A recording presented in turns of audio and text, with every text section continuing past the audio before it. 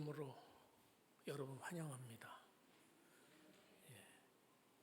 날씨가 좀 덥지요. 예배당 그래 안 덥습니다. 감사한 일입니다. 특별히 오늘 저는 이 하나님의 창조를 노래한 아름다운 시편을 만나게 돼서 참 좋습니다. 시편 8편은 찬양으로도 유명하죠. 찬양곡으로. 아세요? 제가 목이 안 좋아서 한번 불러볼래도 부를 수가 없습니다. 시편 8편은 교회사적으로도 아주 중요한 시편으로 여겨집니다. 왜냐하면 시편 8편의 말씀이 성경적인 인간론을 말씀하고 있기 때문이에요. 단순히 창조의 아름다움만 이야기하는 게 아닙니다. 자, 우선 1절을 한번 보겠습니다. 1절 다 같이 한번 보겠습니다. 시작. 여호와 우리 주여, 주의 이름이 온 땅에 어찌 그리 아름다운지요. 주의 영광이 하늘을 덮었나이다. 네, 다윗은 하나님께서 창조하신 이 하늘과 땅을 보면서 하나님의 이름을 보고 그 영광을 보고 있습니다. 하나님의 신성이 온 땅에 아름답게 퍼져 있다는 것이죠. 사도 바울은 로마서 1장 20절에서 이렇게 말했습니다. 창세로부터 그의 보이지 않는 것들, 그의 영원하신 능력과 신성이 그가 만드신 만물에 분명히 보여 알려졌다 했습니다. 자, 우리는 다윗처럼 이렇게 시를 지을 수는 없지만 그래도 이 피조물 속에 담겨두신 그 아름다운 하나님의 신성을 느낄 줄 알아야 합니다. 그리고 누릴 줄 알아야 됩니다. 그리고 노래할 줄도 알아야 합니다. 자, 피조물의 아름다움 속에서 이제 창조주 하나님의 위대함을 보는 사람이 믿음의 사람입니다.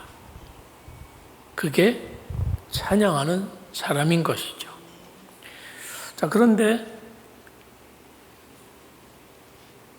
3절을 가서 보시면 주의 손가락으로 만드신 주의 하늘과 주께서 베풀어 두신 달과 별들을 내가 보니, 시적인 표현이죠.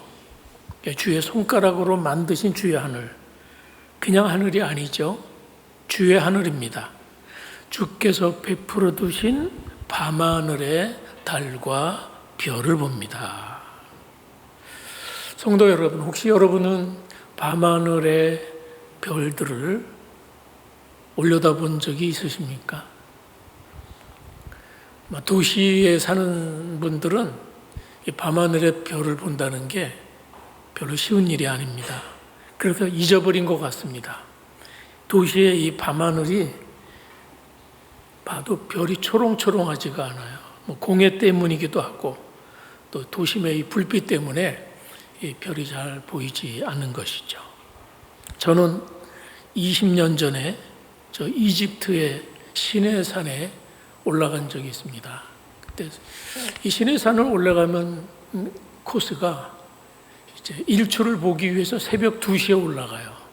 새벽 2시에 이제 그 산을 오르는데요. 근데 아무것도 보이지 않고 정말 땅도 안 보여, 껌껌하고. 근데 하늘만 보여요, 하늘만. 그때 본 하늘, 저는 잊을 수가 없죠. 그 별이 쏟아진다는 표현이 딱 들어맞는 것 같았어요. 막 별똥별들이 그냥 확 떨어지죠. 막 그런 일들이 벌어지고 셀 수 없는 별들과 그게 또 한편 보면 물처럼 막 흐르는 게 그게 은하수더라고요. 물처럼 흐르는 거가요. 저는 은하수를 그렇게 선명하게 본 적이 없습니다. 우주의 한가운데 들어와 있는 것처럼 착각을 하고 감동을 했었습니다. 자, 다윗이 들에 누워서 봤던 밤하늘은 또 어땠을까요? 베들레헴 들판에서 양치기 소년이었던 다윗이 매일 밤 양을 치면서 밤하늘을 바라보는 거예요. 사방은 고요하고 하늘에는 셀 수 없이 많은 별들이 막 보석처럼 영롱하게 빛나는 별을 보면서 자신의 존재를 생각했던 것이죠. 자, 그래서 일단 그 거대한 그 우주의 그 스케일 앞에서 그는 압도감을 느끼는 거예요. 하나님의 창조의 압도감뿐만이 아니라 그 창조의 위대함 뭐 이런 것 앞에서 그 감탄 속에서 자기 자신을 이제 보는 겁니다. 그래서 자신의 존재를 생각해요. 하늘과 땅 그리고 하늘에 베푸신 달과 별들을 보면서 자신의 존재를 생각했던 것이죠. 이 거대하고 웅장한 하늘과 세상 만물 속에서 나라는 존재가 얼마나 작은지, 나는 얼마나 작은지, 나는 얼마나 미물에 불과한 존재인지. 사랑하는 여러분, 다윗의 마음 깊은 곳에서 그래서 터져나온 질문이 이 4절 말씀이에요. 자, 4절을 우리 함께 마음을 담아서 한번 읽어보셔야 돼요. 4절 다 같이 시작.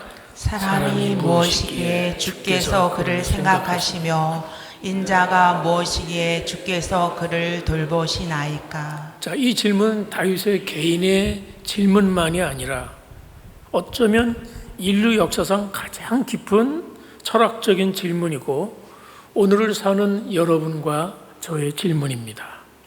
이 질문은 무엇일까요? 도대체 인간이란 무엇입니까? 나는 왜 이 땅에 존재합니까? 그리고 내 가치는 어디에 있다는 말입니까? 라는 것이죠. 자, 오늘 우리는 다윗이 밤하늘 아래서 깊이 묵상했던 이 인간에 대한 사색, 인간론, 하나님이 정의하시는 인간의 진짜 모습이 무엇인지 은혜를 나누려고 합니다. 첫째, 인간은 우주 앞에서 한없이 작은 피조물이라는 거예요. 자, 다윗이 밤하늘을 보면서 가장 먼저 맞닥뜨린 인간의 첫 번째 진실은 인간은 낮고 유한한 피조물이라는 거예요. 여러분 다시 4절을 보시면 다윗이 인간을 가리켜서 사람이 무엇이기에 여기 사람이 원어가 이제 에노시라는 말인데요. 연약한 존재라는 말이에요. 부서지기 쉽고 병들기 쉽고 결국은 죽을 수밖에 없는 존재가 에노시예요. 에노시 그런 존재. 자, 그 다음에는 인자가 무엇이기에 여기 말하는 인자 원어로 벤 아담 그래요. 아담의 아들 이런 뜻이에요. 아담의 아들, 아담의 후손 이런 말이죠. 근데 원래 아담이란 뜻이 흙이란 말이고 티끌이란 뜻입니다. 그래서 아담 그러면 먼지 같은 존재 이런 뜻이죠. 다윗이 깨달은 거예요. 하나님의 손가락으로 만드신 저 거대한 하늘과 달과 별들에 비하면 나는 아무것도 아니구나. 나는 정말 흙 같은 존재에 불과해서 부서지기 쉬운 연약한 인생이구나 라는 걸 깨닫고 있는 것이죠. 근데 오늘 현대인들은 이런 사실을 잊고 살 때가 많죠. 왜냐? 과학이 너무 발전을 해요. 이게 계몽주 이후의 특징이기도 합니다. 계몽주 이후의 중세시대는 신이 중심이었어요. 신 중심으로 사고하고 신 중심으로 살아가고 그러다가 사람들이 계몽주의 사조에 들어오면서부터 신을 빼버리고 거기에 신 대신에 이성을 놓기 시작했어요. 거기에 사람을 놓기 시작했어요. 사람의 이성으로도 세상은 좋아질 수 있고 왜 하나님이 우리의 삶에 우리 인생의 전부여야 하냐 하면서 도전하고 신앙을 벗어나기 시작하면서 계몽주의의 사조가 우리 현대까지 오고 있는 것이죠. 사람들은 문명을 발전시킵니다.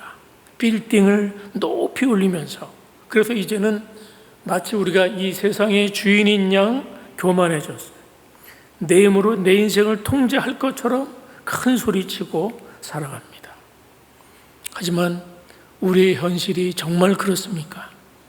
우리는 코로나 때도 경험했죠. 작은 바이러스 하나만 퍼져도 이 온 지구가 마비되는 그런 존재예요. 예상치 못한 어떤 사고나 질병 앞에서 무너지는 게 인생이에요. 아무리 우리가 대단한 업적을 쌓아도 결국은 이 시간이라는 거대한 흐름 앞에서 한 줌의 흙으로 돌아가야 되는, 아까 말씀드린 에노시, 먼지 같은 연약한 그런 존재인 것입니다. 다윗은 창대한 우주 속에서 발견하는 인간은 너무나 연약하구나. 그래서 다윗이 발견한 인간 눈의 첫걸음은 철저한 겸손이에요. 나는 피조물이다. 나는 내 힘만으로는 존재할 수 없는 그런 연약한 먼지 같은 존재다. 자, 그래서 다윗이 발견하는 인생은 한없는 우주 앞에서 너무 작고 부족하고 연약한 피조물의 한계를 느끼고 있는 거예요. 오늘 우리 모두는 그런 연약함 속에 우리가 살아갑니다. 우리는 연약하죠. 예. 자, 그런데 다윗의 묵상이 거기서 멈추질 않았어요. 다윗이 이 거대한 우주 앞에서 그저 초라한 먼지에 불과하다고 끝난다면 우리 인생이 얼마나 허무합니까? 어차피 살다가 죽으면 끝인데 그냥 대충 살다 가면 그만이잖아요. 근데 다윗의 묵상은 거기서 멈추질 않았습니다. 다윗은 먼지 같은 자신을 내려다보시는 창조주 하나님의 눈빛을 보았다는 것이. 자, 4절을 한번 보십시오.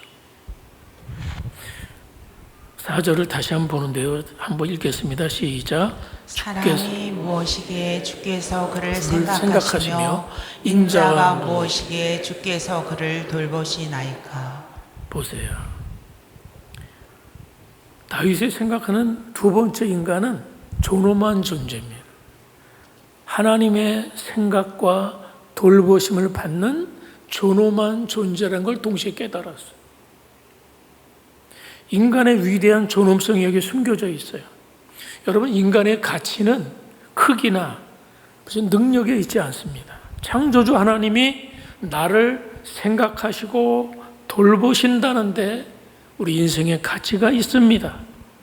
여기 생각한다는 말은요, 그냥 문득 떠올린다는 말이 아니에요. 여기 원어가 자카르란 말인데 마음에 깊이 새겨두고 절대 잊지 않는다, 이런 뜻이에요. 하나님 우리를 자카르 하십니다.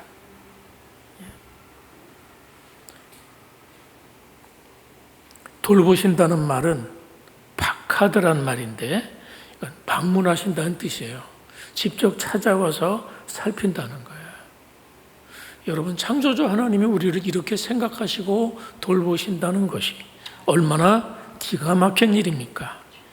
이 은하계의 수 없는 별을 운행하신 그 크신 하나님이 어쩌면 먼지보다도 하나의 작은 것 같은 그런 내 존재를 어떻게 해요? 마음에 깊이 새겨두고 계신다는. 내가 눈물을 흘릴 때 찾아와 살피시고 우리가 드리는 기도, 우리가 드리는 그 신음에 귀를 기울이신다. 그게 이제 4절의 고백이에요. 그 인생을 바라볼 때 두 가지 가치관이 존재합니다. 하나는 상대적인 가치관이고 또 하나는 절대적인 가치관이에요. 우리가 상대적인 가치관을 비교 가치라고 그래요. 그 다음에 절대적인 가치관을 창조적 가치라고 합니다. 그런데 우리 인생을 낙심시키고 좌절시키는 것은 상대적인 가치관입니다. 우리는 서로 비교하잖아요. 생활 수준을 비교하고 학벌을 비교하고 재능을 비교하면서 계속 비교하다가 어때요? 자신 스스로를 격하시켜요. 비하시켜요. 그래서 열등감을 가지고 낙심하고 좌절하는 것이죠. 그런데 오늘 4절 말씀에 의하면 우리는 사람하고 비교할 대상이 아니라 우리는 하나님께서 각각 창조하셨기 때문입니다.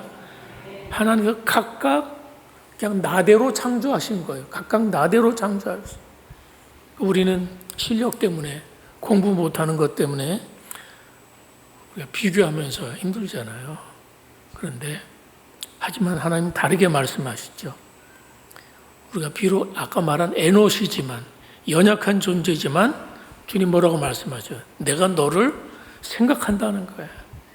내가 너를 내 마음에 새긴다는 것이에요. 내가 너를 기억하고 너를 불렀다는 것이에요. 그리고 자기의 존재의 귀중함을 우리가 너는 창조된 존재다 이렇게 말하는 것이죠. 그래서 오늘 우리는 서로 비교하면서 상대적인 이런 비교에서 벗어날 수 있기를 바랍니다. 우리가 누구라고요? 하나님이 생각하시고 돌보신다. 그래서 우리 4절 말씀에다가 저 사람이란 사람, 인자, 글을 거기다가 자기 이름을 넣어야 돼요. 성경 읽을 때 그렇게 읽으셔야 돼요. 자, 그렇게 한번 읽어볼까요? 사람, 그 다음에 글을 거기를 이제 자기 이름으로 바꾸는 거예요. 자, 내 이름이 가장 크게 들리게 한번 다 같이 읽어보겠습니다. 시작. 성호가 누구이기에 주께서 성호를 생각하시나이까?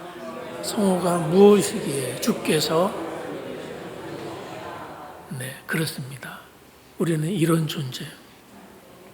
성도 여러분, 다윗이 고백했던 이 인간론이 무엇입니까? 다윗은 이런 인간론 때문에 광야에서 쫓겨다닐 때도 그는 당당할 수 있었어요. 다른 이유가 아닙니다. 시편 23편에도 그렇게 고백하죠. 여호와는 나의 목자시니 내가 부족함이 없다. 이게 그냥 허풍으로 나온 얘기가 아니잖아요. 온 우주의 왕신 하나님께서 나를 생각하시고 나를 돌보시기에 나는 세상 부러울 게 없는 가장 존귀한 존재라는 그런 고백이에요. 그렇습니다. 우리는 세상 부러울 게 없는 그런 존재들입니다. 아멘입니까? 자, 세 번째로 그걸로 그치지 않아요. 인간은 세상을 다스리는 대리 통치자로 부름을 받았어요. 자, 하나님은 단순히 우리를 그냥 하나님 사랑받는 존재로 이렇게 머물게 하지 않으세요. 한 걸음 더 나아가서 우리에게 영광스러운 신분과 사명을 주십니다. 자, 오늘 본문 5절과 6절을 같이 한번 읽겠습니다. 5절, 6절 시작. 그를 하나님보다 조금 못하게 하시고 영화와 존귀로 간을 씌우셨나이다. 주의 손으로 만드신 것을 다스리게 하시고 만물을 그의 발 아래 두셨으니. 보세요. 하나님의 인간을 하나님보다 조금 못하게 지으셨답니다. 그렇죠. 우리 인간이 하나님만 결코 못하죠. 비길 수 없죠.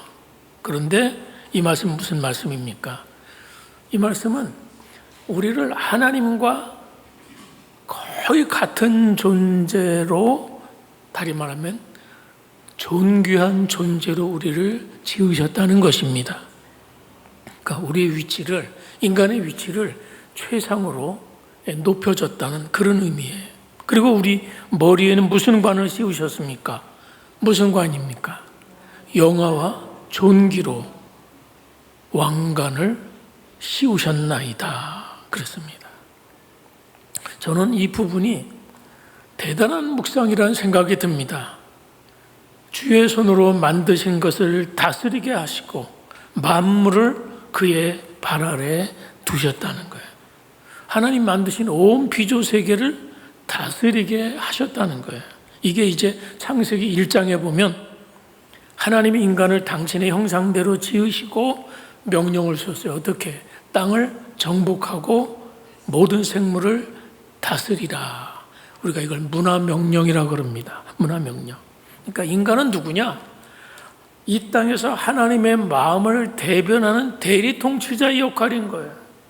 그 왕 같은 존재인 거예요. 다윗이 노래하는 이 인간의 모습은 정말 가슴이 웅장해질 만큼 아름답습니다. 에노시, 먼지 같은 그 연약한 존재가 뭘 썼어요? 영화와 존귀로 왕관을 쓰고 만물을 다스린다는 것이에요. 실감이 나세요? 실감 안 나죠? 왜냐하면 우리 현실을 보면 실감이 안 나요. 냉정하게 우리의 현실을 돌아보세요. 우리가 정말 만물을 다스리는 왕처럼 살고 있습니까? 만물을 다스리는커녕 세상에 종노릇할 때가 많이 있습니다. 죄의 종노릇할 때가 있죠. 인간은 그런 존재임에도 불구하고 작은 병군 앞에서도 벌벌 떨고 돈의 노예가 되고 사람들의 평가에 일희일비하면서 마음을 다치는 거예요. 인간이 얼마나 약한지. 그러니까 상처들을 너무 많이 받아요. 상처를 받아요. 무엇보다도 인간이 가장 큰 두려움은 이 죽음이라는 이 거대한 공포 앞에 인간은 자꾸만 무릎을 꿇는 것이죠. 왜 그렇게 됐을까요? 죄가 이 땅에 들어와서 그렇게 된 거예요. 자연스러운 게 아니에요. 죄가 이 땅에 들어온 후에 인간이 그 영광스러운 만물을 다스리는 그 왕관은 어떻게 해요? 통째로 잃어버렸다는 거예요. 아담과 이브가 하나님께 죄를 짓고 이 놀라운 지혜를 스스로 벗어던지고 그 다음에 사망의 종노릇하고 죄의 종노릇을 하면서 살아가는 것이지. 왕의 신분에서 순식간에 죄와 사망의 노예로 우리는 전락해 버린 것입니다. 자, 그런데 신약성경 히브리서가 다윗이 쓴 요 시편을 이어받아서 이것을 해석하고 있어요. 다윗이 사람이 누구이기에 인자가 무엇이기에 돌보십니까? 이렇게 하십니까? 라고 도전했잖아요. 거기에 대한 대답을 히브리서는 이렇게 대답하고 있어요. 우리 시선이 이제 밤하늘의 별이 아니에요. 누구에게로 인도하는가 잘 보세요. 자, 2장 8절 보세요. 히브리서 2장 8절 보면 이건 탄식이에요. 자, 왜 탄식합니까? 8절 만물을 그 발 아래에 복종하게 하셨느니라 하였으니 만물로 그에게 복종하게 하셨은즉 복종하지 않는 것이 하나도 없어야 하겠으나 이게 뭐예요? 그렇게 안 됐다는 거예요. 복종하게 하는 삶을 살아야 되는데 복종하지 않은 것이 하나도 없어야 되는데 그렇지가 않지. 지금 우리가 만물이 아직 그에게 복종하고 있는 것을 보지 못하고 이건 탄식이에요. 그렇습니다. 우리의 현실은 왕이 아니에요. 우리의 현실은 노예로 사는 거예요.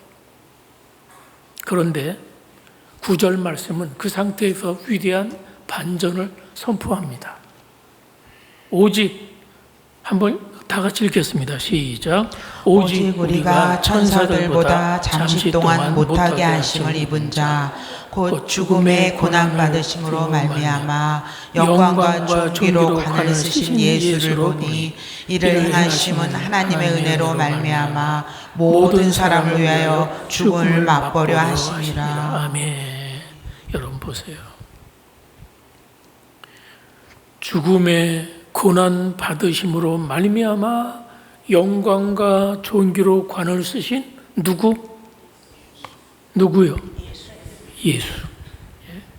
성도 여러분, 이게 바로 복음입니다. 복음이에요.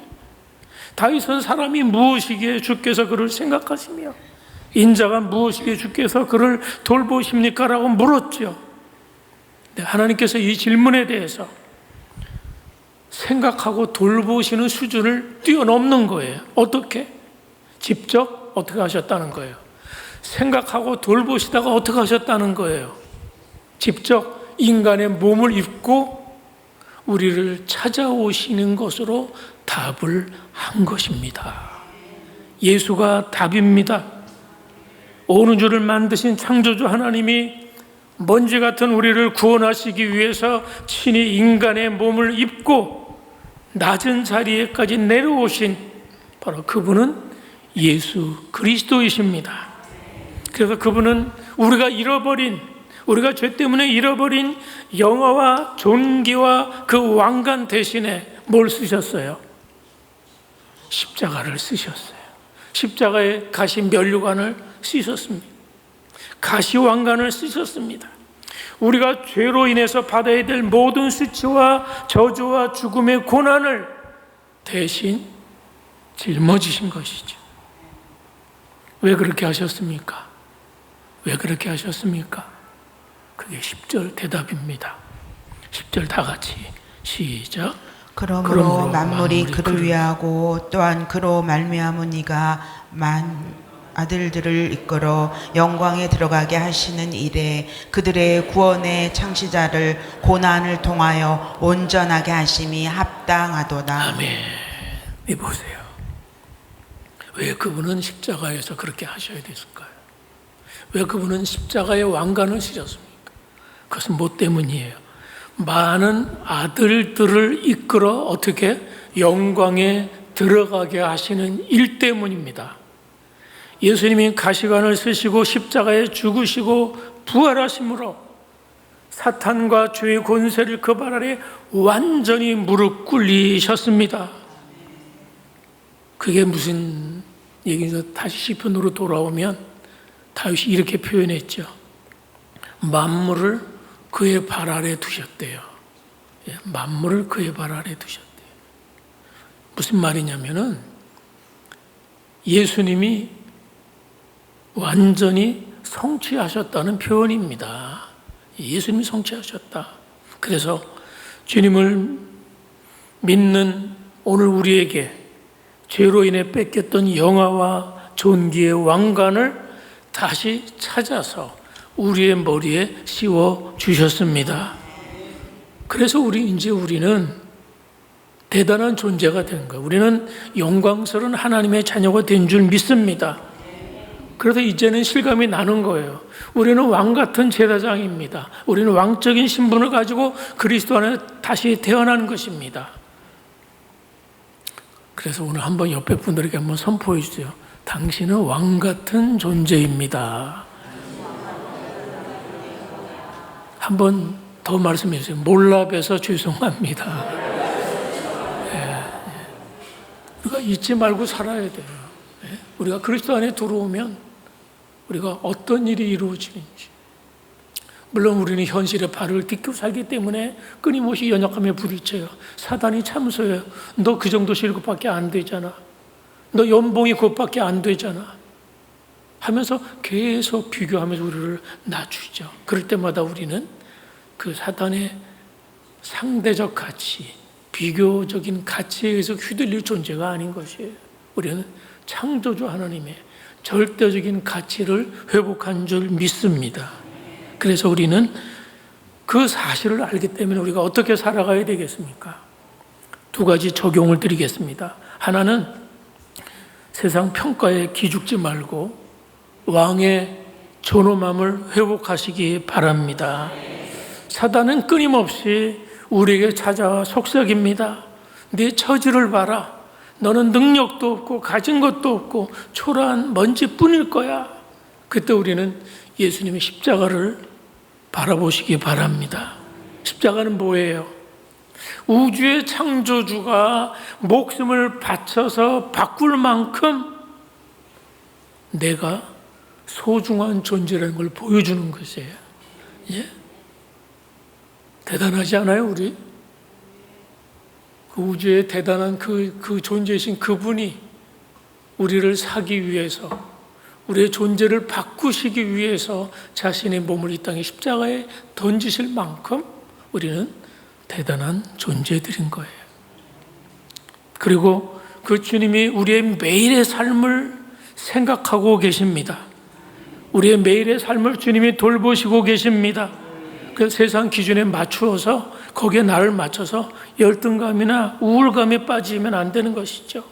우리는 주님의 피값으로 사신 영화롭고 존귀한 하나님의 자녀들입니다. 그래서 우리는 가슴을 펴고 왕의 자녀답게 당당하게 사는 겁니다. 자, 두 번째는 내 개인의 욕망을 채우는 삶을 넘으셔야 돼요. 다른 말로 하면 아까 주님이 주신 사명이 있죠. 왕의 사명을 감당하고 살아야 됩니다. 하나님이 우리에게 영화와 존귀의 관을 씌워주셨잖아요. 그 이유가 뭐예요? 그것은 내 욕심 채우면서 군림하라는 그런 뜻이 아닙니다. 예수님이 낮아지셔서 세상과 나를 섬기셨던 것처럼 하나님이 여러분에게 맡겨주시는 가정, 일터, 그리고 이 땅을 사랑으로 돌보고 섬기는 게 그게 우리의 사명이에요. 그렇게 살아야 우리가 왕적으로 사는 거예요. 그저 나밖에 모르고 살면 왕으로 살 수 없어요. 나를 뛰어넘어야 됩니다. 그래 남도 좀 사랑하고 때로는 남에게 밥도 좀 사줘가면서 섬기기 위해서, 그를 사랑하기 위해서, 그를 주님 안으로 데려오기 위해서, 주님을 그에게 소개하기 위해서 돈도 좀 쓰시고, 그러기 위해서 그 사람을 좀 낮아져서 섬겨도 보시고, 그렇게 사는 것이 사명을 지닌 존재로 사는 것이죠. 하나님의 공유와 사랑을 흘려보내는 우리는 대리 통치자로 사는 겁니다. 죄로 인해 깨지고 상처 입은 이 세상 속에서 내가 가는 곳마다 그리스도의 평화가 임하고 깨어진 관계가 회복이 되는 역사가 일어나기를 소망합니다. 자, 이런 인간의 진짜 가치를 발견한 다윗은 또 이렇게 선언하고 이 시를 끝냅니다. 9절. 네, 같이 시작. 여호와 우리 주여, 주의 이름이 온 땅에 어찌 그리 아름다운지요. 아시겠습니까? 우리는 이걸 누리고 사는 거예요. 주님의 이름이 온 땅에 어찌 그리 아름다운지요. 외국인들이 우리나라 청계천 와갖고 그렇게 감탄한다 그러잖아요. 그 빌딩 숲속에, 삭막한 숲속에 어떻게 그렇게 생태하천이 살아있는지. 그래서 우리가 살면서 집안과 사무실에만 갇혀 지내지 마시고 이 하나님의 걸작품인 이 자연 속으로도 좀 들어가 보시라는 거예요. 우리 교회 오면 장점이 그냥 자연에 들어와 있어요. 예배하면서도 자연이 있어요. 그리고 교회 밖에 나가면 수십 종의 꽃이 지금 펴 있습니다.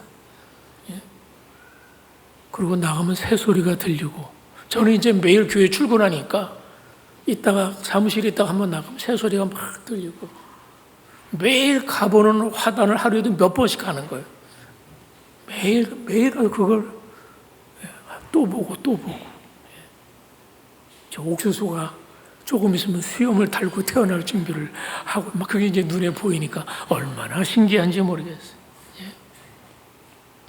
예수님이 그렇게 말씀하셨죠. 공중의 새를 좀 봐라. 들에 피는 백합화가 어떻게 자라는지 살펴보라. 주님이 그렇게 말씀하시고, 그러니까 우리가 그렇게 해봐야 돼요. 밖에 나가서 새를 한번 관찰해 보세요. 밖에 나가 들풀을 한번 유심히 살펴보라는 거예요. 그때 우리는 이런 영적인 감각이 탁 뜨입니다. 나태주 시인이 풀꽃이라는 시가 있죠. 잘 아는 분들이 많을 텐데요. 자세히 보아야 예쁘다. 오래 보아야 사랑스럽다. 너도 그렇다. 이 시가 참 성경적이에요. 이분이 장로님의 사실 나태주라는 분이. 그래서 오늘 우리 삶이 하나님이 지으신 이 아름다운 피조개를 좀 찬양하며 살 수 있기를 바랍니다. 그리고 우리에게 다스리라고 주신 것들 있죠. 사명. 그 직장이든 가정이든 내가 살아가는 삶의 환경, 그것들을 어떻게 해요? 더 아름답게 하는 거예요. 더 좋게 하는 거예요. 여전히 아름다우신 하나님의 영광을 찬송하는 것보다 더 강력한 도구는 없습니다. 눈을 열어서 여러분이 성경에서 그리스도를 볼 수 있기를 바랍니다. 눈을 들어서 이 우주 만물을 통해서 하나님의 영광을 볼 수 있기를 바랍니다. 눈을 들어서 우리의 일상에서 하나님의 선하심으로 함께 일하시는 것을 볼 수 있기를 바랍니다. 이것이 하나님 보시기에 좋은 삶이고 하나님께 영광이고 우리에게는 본분인 삶인 것이지. 우리의 삶을 통해 하나님의 아름다운 이름들이 온 땅에 선포될 수 있기를 주의 이름으로 축원합니다. 기도하겠습니다. 자, 함께 마음을 모아서 기도하는데, 첫째는 하나님, 내가 피조물 됨을 인정하는 겸손을 달라고 기도하세요. 겸손. 하나님, 나는 하나님의 피조물로 이 땅에 연약한 존재로 살아갑니다. 연약함을 인정해야 돼요. 주의 도우심이 없으면 살 수 없는 존재. 주님이 생각하시고 돌보시지 않으면 살 수 없는 존재입니다. 그래, 하나님, 우리의 연약함을 돌아보아 주시고, 그것 때문에 절망하는 것이 아니라 그 속에 하나님이 나를 생각하시고 돌보신다는 생각으로 우리의 자존감을 회복하게 해주시도록 기도해 주시고, 두 번째는 십자가 복음의 은혜를 깊이 누리게 해달라고 기도하세요. 나를 이런 영광에 들어가게 하시고 세상의 노예에서 그리스도 안에서 회복된 영화와 종교관을 쓰게 하신 그 승리의 그리스도, 십자가의 승리를 늘 바라보고 살아가게 도와주시옵소서. 세 번째는 대리 통치자의 사명 감당을 위해서 기도합시다. 나를 세우신 그 자리, 가정, 일터, 교회에서 이기적인 것들을 내려놓고 돌보는 섬기는 왕으로서 제사장의 사명을 잘 감당하게 하옵소서. 우리 세 가지 위해서 함께 잠시 기도하겠습니다. 기도합니다. 하나님 아버지, 감사합니다. 우리를 한없이 우주의 크기 앞에, 하나님 앞에 연약하고 병들고 넘어질 수밖에 없는 상처받기 쉬운 인생들입니다. 그런 한계를 지니고 살아갑니다. 그런데 주님이 그런 나를 돌보시고 계시다는 사실, 그런 나를 주님이 생각하고 계시다는 사실 때문에 그분 안에서 치료감이 있고 그분 안에 영적 자존감이 회복될 수 있도록 주여 도와주시옵소서. 특별히 우리가 이 땅을 살면서 십자가 복음의 은혜를 늘 다시 발견할 수 있도록 주여 도와주시옵소서.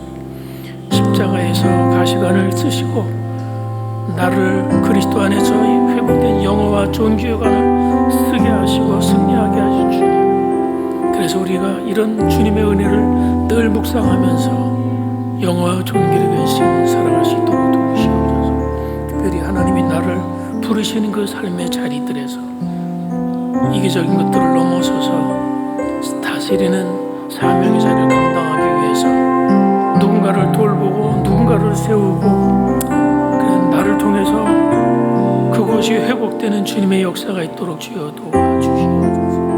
예수님 이름으로 기도합니다.